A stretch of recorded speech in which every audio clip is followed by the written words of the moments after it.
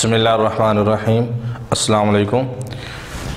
Class आज हम discuss करेंगे कोवलेंट बॉन्ड कि कोवलेंट बॉन्ड क्या होता है।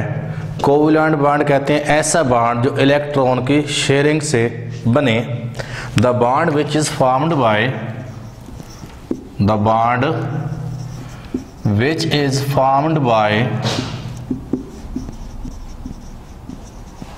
By sharing of electron, sharing of electron से क्या नाम देते हैं, इसे कहते हैं कोवलेंट बॉन्ड। अगर हम कोवलेंट बॉन्ड की टाइप्स की बात करें तो हमारे पास कोवलेंट बॉन्ड की 3 टाइप्स होती हैं। सिंगल कोवलेंट बॉन्ड,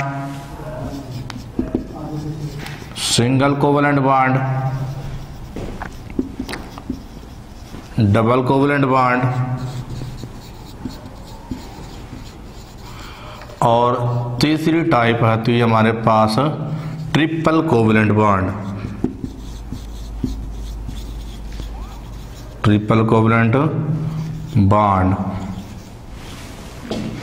अब जो हमारे पास सिंगल कोवलेंट बॉन्ड है, ऐसा कोवलेंट बॉन्ड जिसमें सिर्फ एक इलेक्ट्रॉन का पेयर आपस में शेयर होता है। जैसे हम मिसाल लेते हैं कि हमारे पास ये HCl है, ये HCl है, इसके आप देखें हाइड्रोजन के वैलेंस शेल में एक इलेक्ट्रॉन होता है।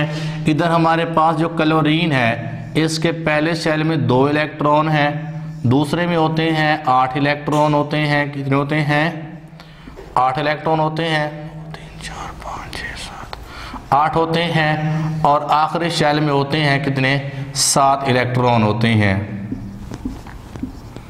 2 3 4 5 6 7। अब ये जो हाइड्रोजन और क्लोरीन है, ये आपस में एक इलेक्ट्रॉन को शेयर कर लेते हैं और इस तरह इनके दरमियान में जो बॉन्ड बनता है इसे कहते हैं कोवलेंट बॉन्ड। और ये सिंगल कोवलेंट बॉन्ड है जिसके अंदर 2 इलेक्ट्रॉन, एक इलेक्ट्रॉन क्लोरीन से, एक इलेक्ट्रॉन हाइड्रोजन से आपस में शेयर करते हैं दोनों, और दरमियान में सिंगल कोवलेंट बॉन्ड बन जाता है। अगर हम बात करें डबल कोवलेंट बॉन्ड, इसमें 2 पेयर ऑफ इलेक्ट्रॉन की शेयरिंग होती है। इसमें अगर हम एग्जांपल लें ऑक्सीजन की, किसकी मिसाल लें? ऑक्सीजन की मिसाल लें तो ऑक्सीजन का जो हमारे पास वैलेंस शेल है उसमें इलेक्ट्रॉन कितने होते हैं? 6। कितने होते हैं? 6 इलेक्ट्रॉन होते हैं। 2 इधर पहले में और यहाँ पे हमारे पास 4 और यहाँ पे 2, 6 इलेक्ट्रॉन होते हैं। अब ये अगर ये हमारे पास ये दूसरा ऑक्सीजन एटम है, इसके पहले शेल में 2 इलेक्ट्रॉन और दूसरे में कितने हो गए हमारे पास? 6 इलेक्ट्रॉन। कितने हो गए?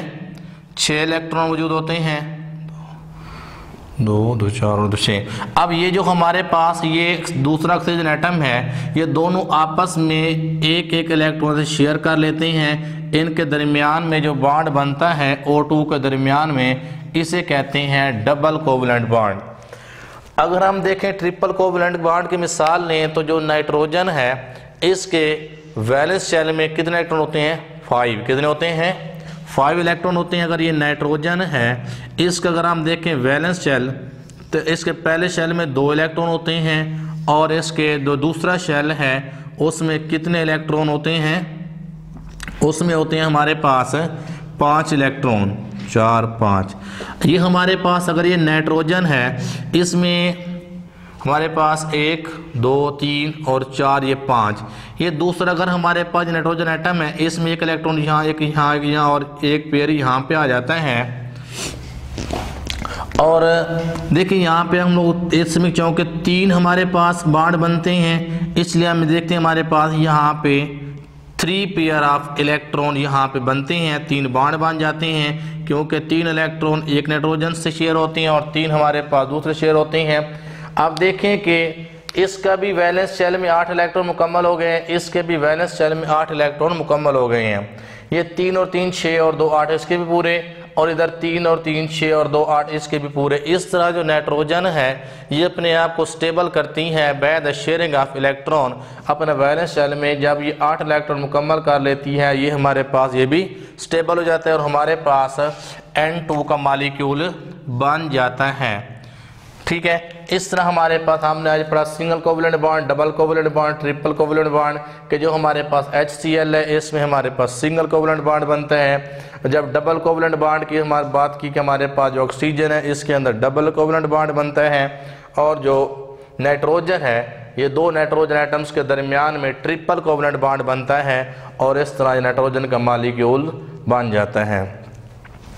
आज के लिए हमारा ख़त्म हुआ, मिलते नेक्स्ट लेक्चर में, अपना ख्याल रखिएगा, अल्लाह हाफ़िज़।